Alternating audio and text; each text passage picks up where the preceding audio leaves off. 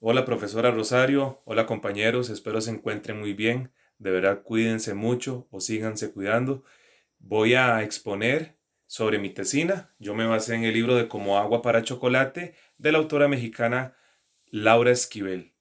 Bien, para comenzar, como agua para chocolate significa para la autora estar en un punto de ebullición, hirviendo como debe estar el agua justo para hacer el chocolate.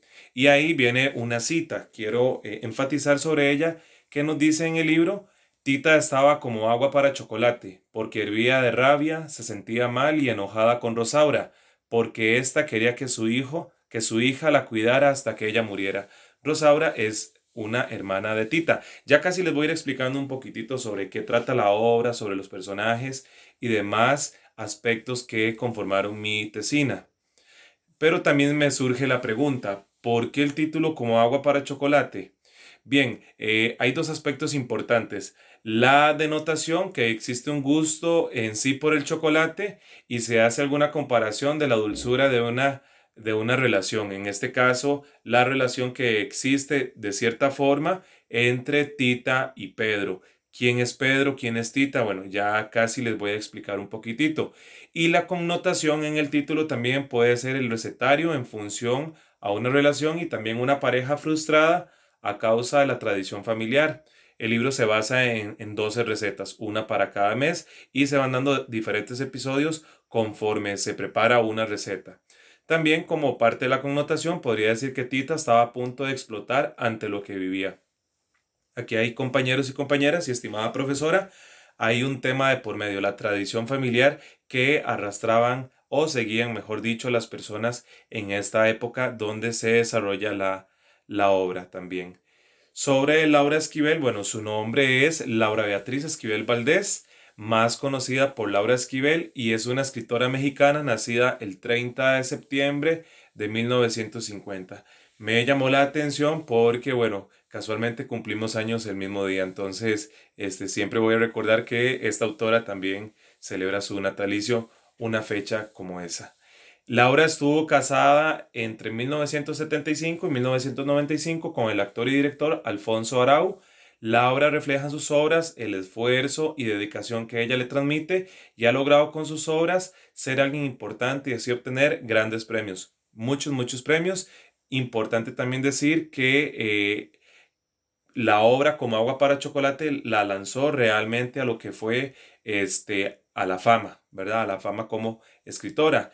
Mm, Podríamos decir mucho de Laura, pero en síntesis y esperando pues no alargar mucho lo que es el video de la presentación, en el año 2009 fue precandidata a la diputación local en el Distrito Federal de, pues obviamente, Ciudad de México, y su candidatura fue aprobada por la Corriente Izquierda Unida. Del 2009 al 2011 fue directora general de Cultura en Coyoacán y desde el 1 de septiembre del 2015 resultó elegida diputada federal por el Movimiento de Regeneración Nacional, Morena.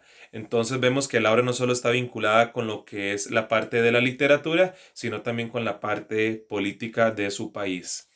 Bien, también como objetivos que tracé para la tesina, como objetivo general está analizar de qué forma se da la ruptura de paradigmas familiares con el empoderamiento femenino y cuáles son las repercusiones sociales que se presentan en la novela. Y también como objetivos específicos, anoté identificar aspectos que privatizan el empoderamiento femenino, analizar ciertas marcas sociales, si así se le quiere pues decir, aplicar algunas teorías presentes en la obra, realizar un análisis bibliográfico de la autora, realizar las denuncias que se presentan con la obra y la realidad actual. Además, también como objetivo específico, analizar de qué forma Tita rompe con los paradigmas impuestos por la sociedad y la tradición familiar. Como parte de la justificación o importancia de este trabajo, esta novela quiero comentarles que fue publicada en 1989, hace ya, pues va a ser 31 años. La obra se desarrolla en Piedras Negras, Coahuila, México, dentro del contexto de la Revolución Mexicana. Por ahí es donde empieza uno ya pues a atar ciertos cabos del tema del feminismo, del machismo y demás. Trata sobre la vida de Tita y todo lo que vive al lado de unas recetas de comida típica mexicana en esa época. Además, también es narrada por la nieta de Rosaura, la hija de Esperanza y Alex. Vamos a ver un poquito ahorita, les voy a explicar.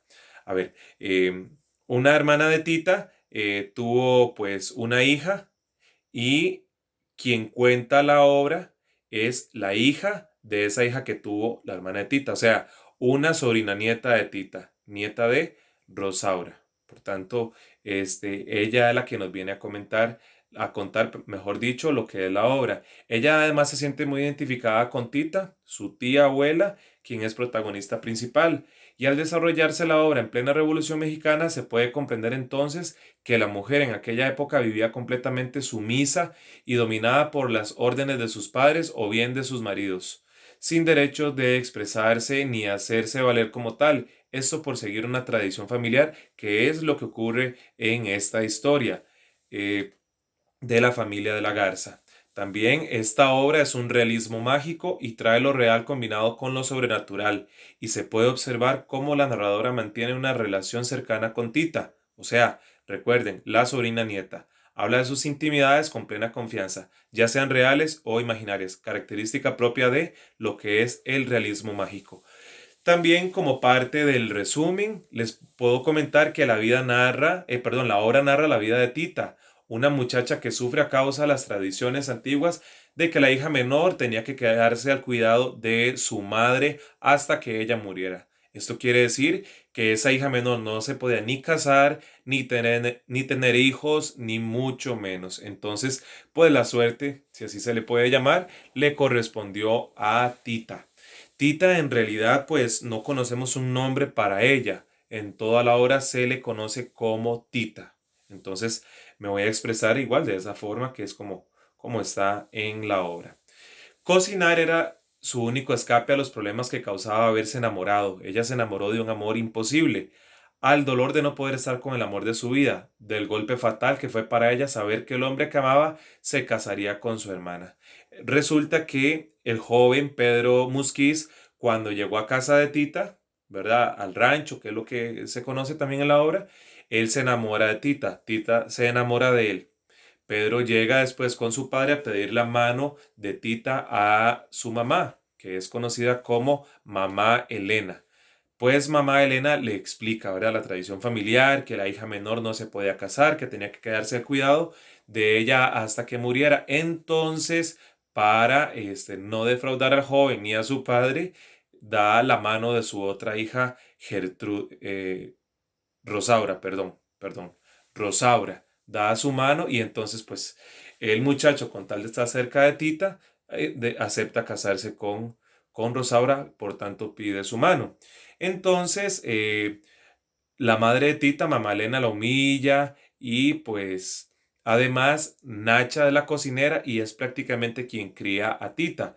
Además se puede decir también que la quiere mucho más que su propia madre. Tita pasó por muchas dificultades. eh, Además, Tita quería romper con esa tradición, pero parecía que eso era más bien como una maldición de no poder hacerlo. Cuando, cuando por fin Tita logró, logró pues demostrar su amor libremente y todo lo demás, es cuando llega el desenlace de la obra también.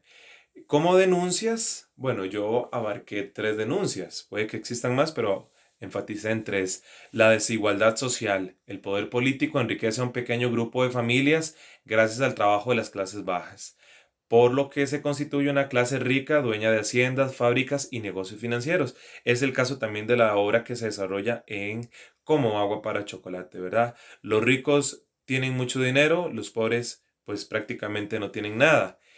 También otra denuncia podría ser la lucha por un amor prohibido, el amor de Tita por la cocina, por Pedro, por su sobrino, por Chencha, es la empleada doméstica del rancho donde ellos vivían, Nacha la cocinera y por el doctor John Brown. Ahorita también voy a explicar quién era este doctor.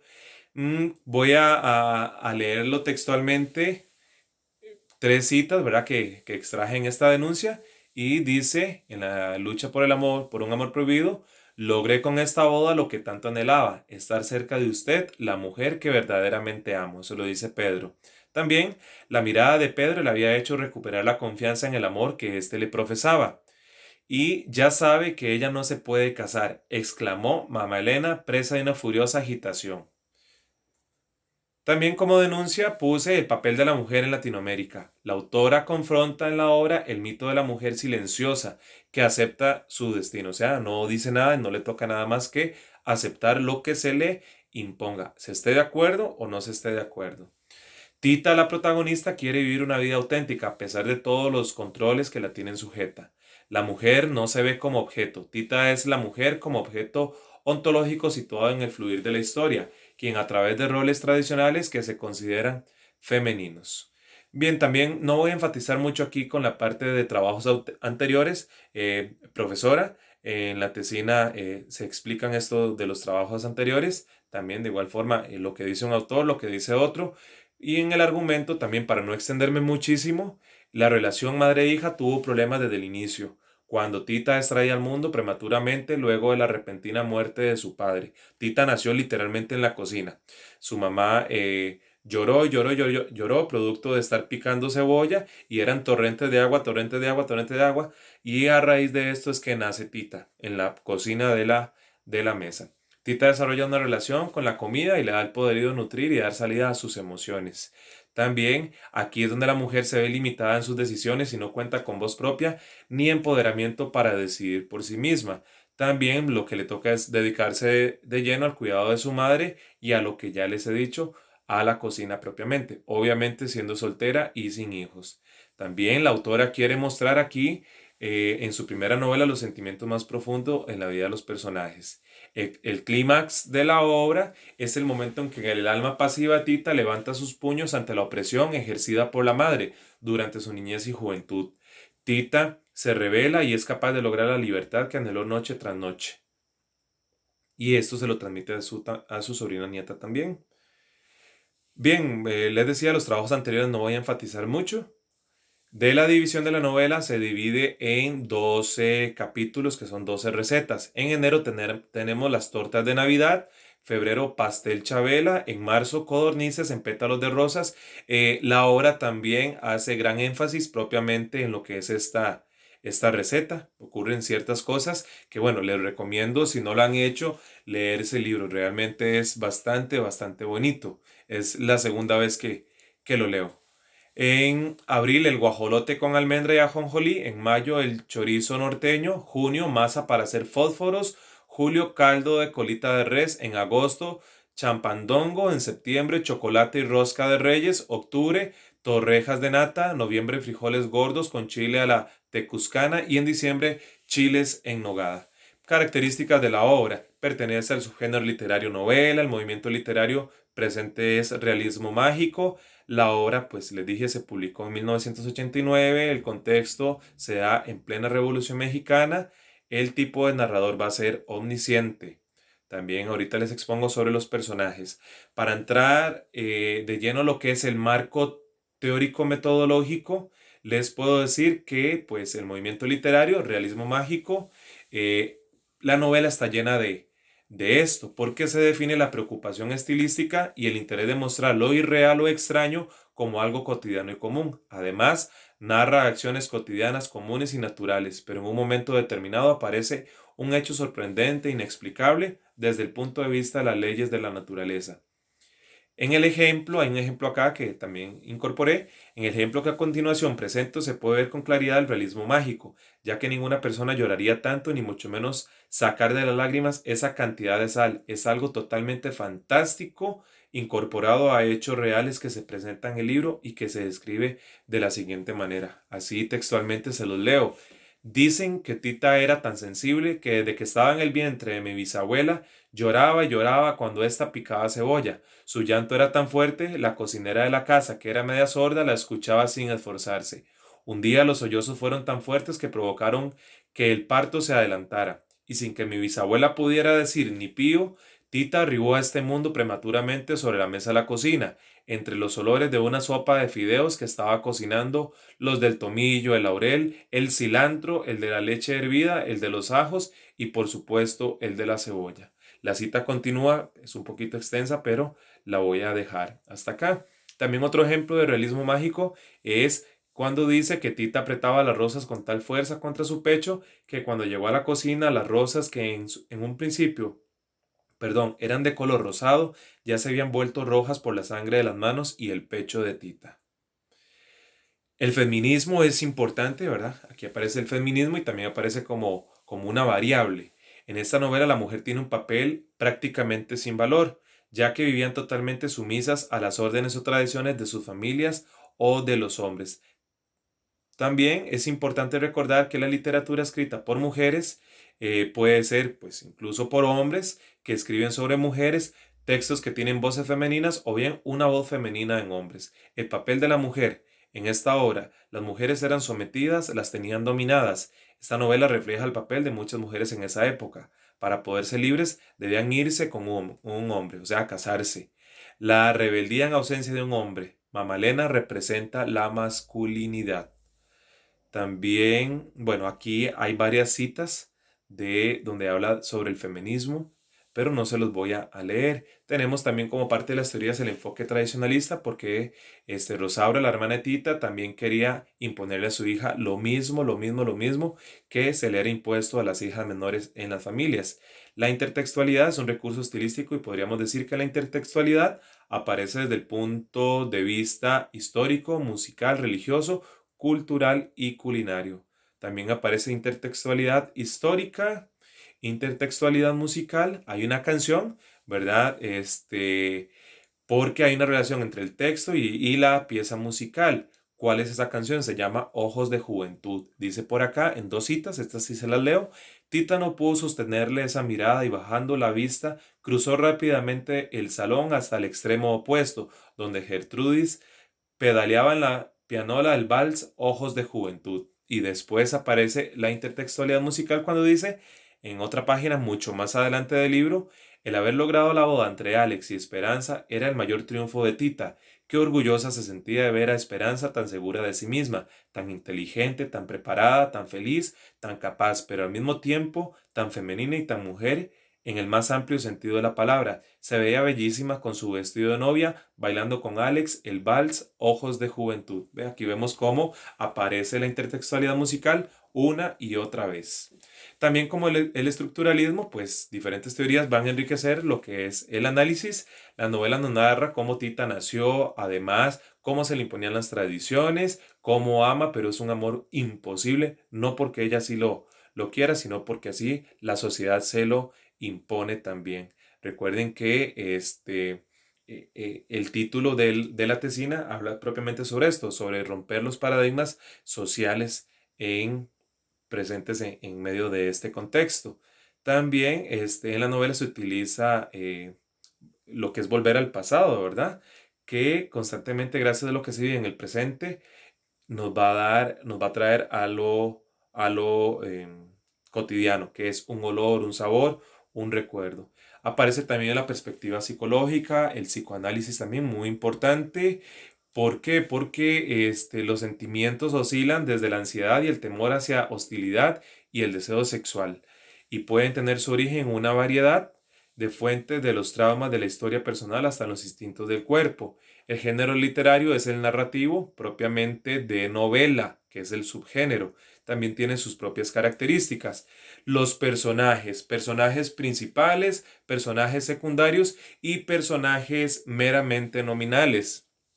Tita de la Garza es la protagonista, ya le dijimos, nació prematura, también era noble, sensible, romántica, sensual, enamorada de Pedro Musquiz y estaba condenada a permanecer siempre en su hogar. Tita oculta sus sentimientos y se desahoga en la cocina. Pedro Musquiz es un joven apasionado que conoce a Tita en una reunión social y se enamoró de ella. Pide la mano de ella, pero no se la dan. También se puede decir de Pedro que es un joven elegante, romántico, amoroso, cariñoso, celoso y ardiente. Mama Elena es viuda, madre de las tres hijas, que son Gertrudis, Rosaura y Tita. Era una mujer bastante dura con Tita, a quien maltrata física y verbalmente. Mama Elena encarna antivalores, como el irrespeto, la poca tolerancia, la ambición y otros más al reprimir a Tita, su hija. También, bueno, otras muchas características que se pueden decir de mamá Elena. Una de sus hijas no era de su padre. Perdón, de su esposo, disculpe. Personajes secundarios. Nacha, que es la cocinera de la familia. Se hace cargo de Tita y le enseña a cocinar. Es incondicional a Tita. Nacha era una mujer paciente, conocía bien a Tita. Tenía muchos años de trabajar para la familia de la Garza. Y se puede decir que quería más a Tita que su propia madre. Rosaura de la Garza, desde hermana de Tita, nunca fue cercana a ella. Vivía con una cierta rivalidad con Tita. Nunca tuvo interés por la cocina. Este...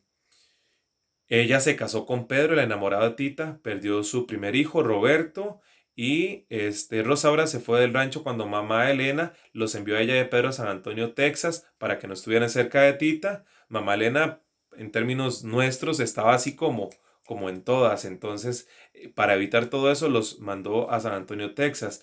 Cuando volvió, se indigestó de tal forma que la pobre quedó con padecimiento de mal aliento y gases, lo que le provocó la muerte tras inflamársele el estómago. Gertrudis de la Garza es la hermana mayor de Tita, hija solamente de Mamá Elena y un novio que tuvo ella estando ya casada. Es una mujer desenfrenada, pasional y curiosa, además pelirroja, de tez blanca. Un capitán llamado Juan Alejandrés la secuestró. Ella trabajaba en un prostíbulo y es nombrada generala y se convierte en la esposa de él. Se supera y se hace una mujer de mucho respeto, quienes muchos admiraban políticamente hablando. Regresa al rancho como general del ejército revolucionario. Gertrudis es quien ayudó a Tita a rebelarse. Su postre favorito eran las torrejas de natas. O sea, Gertrudis se posicionó, se empoderó también y es quien ayuda a Tita a que Tita tome valor y también rompa con todos estos paradigmas, que es en lo que enfatizó la tesina. El doctor John Brown es un médico viudo de nacionalidad estadounidense, conoce a Tita. Mamá Elena manda a Tita donde el doctor porque la hace pasar por loca. Él se enamora de ella, él le propone matrimonio. Tita se compromete con él, sin embargo, le niega el matrimonio para seguir amando a Pedro. Incluso hasta le dice al doctor que no puede porque está embarazada de Pedro y es mentira. Este, el doctor le revela la naturaleza del fuego que vive en cada individuo mediante los cerillos. Importante también esta parte de los cerillos, porque cuando Tita y Pedro logran culminar su acto de amor propiamente, aparecen muchas velas, muchos cerillos en la habitación. Esperanza es la segunda hija de Pedro y Rosaura. Es quien, es quien, eh, perdón,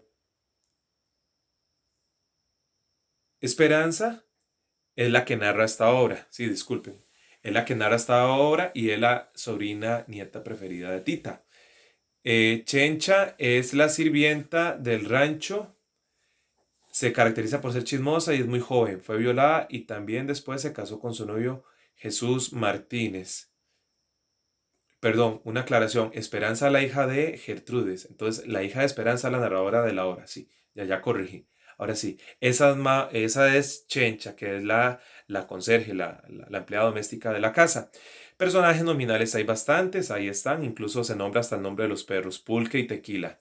También, puedo hablar de los espacios físicos: Piedras Negras, Coahuila, México; San Antonio, Texas, y se menciona Saltillo, Zacatecas. Espacio social: la historia se desarrolla en medio de un rancho en plena época de la Revolución Mexicana. Espacio psicológico: la tradición, incomprensión, mal carácter, otros muchos. En el espacio religioso, las hijas menores vírgenes deben mantenerse al cuidado de sus madres y solamente pueden salir de la casa casadas. También como espacio político, la novela se presenta en medio de la Revolución Mexicana. Figuras literarias: hay presencia de símil, metáfora, hipérbole, antítesis, personificación y anáfora. También tipos de narrador: el omnisciente, que es aquel el que todo lo sabe, sabe cómo piensan los personajes, cómo actúan. Un ejemplo, entre todos los invitados, ella realmente la única molesta. Se me va a acabar